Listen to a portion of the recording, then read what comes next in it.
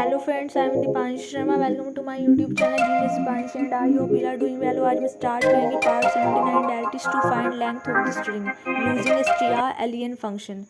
हम स्ट्रिंग का फंक्शन को यूज़ करने के लिए स्ट्रिंग की हेडर फाइल को यूज़ करेंगे। मैंने यहाँ पे stdio.h and string.h header file को इंक्लूड किया अपने प्रोग्राम में।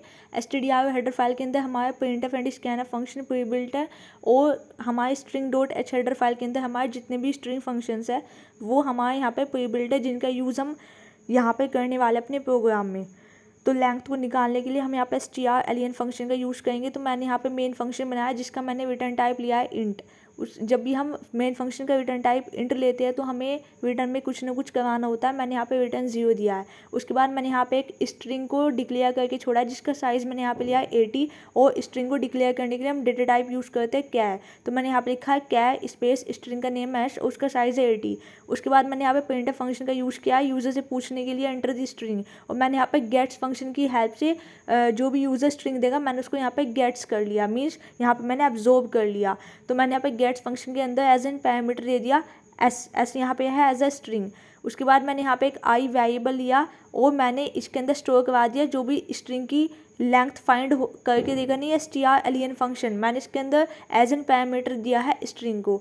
तो ये जो भी str alien फंक्शन है प्री बिल्ड फंक्शन है string.h हेडर फाइल का, ये क्या करेगा, मैंने इसके अंदर स्ट्रिंग को पास किया है तो ये स्ट्रिंग की लेंथ फाइंड करके देगा और वो किस में स्टोर हो जाएगी, आई वेरिएबल में। इसके बाद मैंने यहाँ पे printf फंक्शन में length of the string is %d और मैंने यहाँ पे आई वेरिएबल को प्रिंट करा लिया। अब यहाँ पे एक एरर शो होगी, आई जो है डिफाइन यहाँ पे नहीं है, मैंने आई को कहीं पे भी डिक्लेयर करके नहीं छोड़ा। तो यहाँ पे सबसे पहली एरर जो जनरेट होने वाली है वो यही होगी कि आई इज़ नॉट डिफाइंड। देखिए यहाँ पे आ गया कि आई डिफाइंड नहीं है, तो हम यहाँ पे सबसे पहले इंट, इससे पहले इंट लगा देंगे। आई अब डिफाइन हो गया तो अब एरर नहीं आएगी।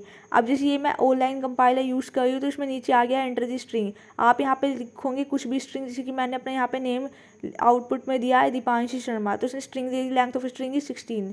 अब देखिए अगर मैं यहाँ पे गेट्स फंक्शन यूज़ ना करके स्कैनफ फंक्शन यूज़ करूँ तो ये क्या करेगा कि जैसे सपोज मैंने यहाँ पे लिया था दीपांशी शर्मा, तो ये सिर्फ दीपांशी को ही काउंट करके आउटपुट देगा अगर आप स्कैनफ फंक्शन का यूज़ कर रहे हो। और अगर आप गेट्स फंक्शन का यूज़ कर रहे हो तो वो कंप्लीट स्ट्रिंग लेगा, क्योंकि स्कैनफ फंक्शन में प्रॉब्लम होता है कि जैसी स्पेस आता है वो मान लेता है कि स्ट्रिंग हमारी एंड हो गई है। तो अब देखिए अगर मैं यहाँ पे लिखूँ एंटर दी स्ट्रिंग दीपांशी तो ये आउटपुट में देगा 9। अगर आप लिखते हो दीपांशी शर्मा तो ये सिर्फ दीपांशी को ही काउंट करेगा स्कैनफ फंक्शन के केस में। तो इस चीज़ का आपको थोड़ा सा ध्यान रखना है कि अगर आप स्कैनफ फंक्शन यूज़ कर रहे हो तो आप जो है स्ट्रिंग दोगे तो विदाउट एनी स्पेसिंग दोगे तो ही ये इसको मतलब आउटपुट में सही दिखाएगा। जैसे कि like share and subscribe our channel genius Deepanshi and thanks for watching. If you have any doubt you can ask me any time in the comment section. और हम next string function next series में देखेंगे। ये हमारा यहाँ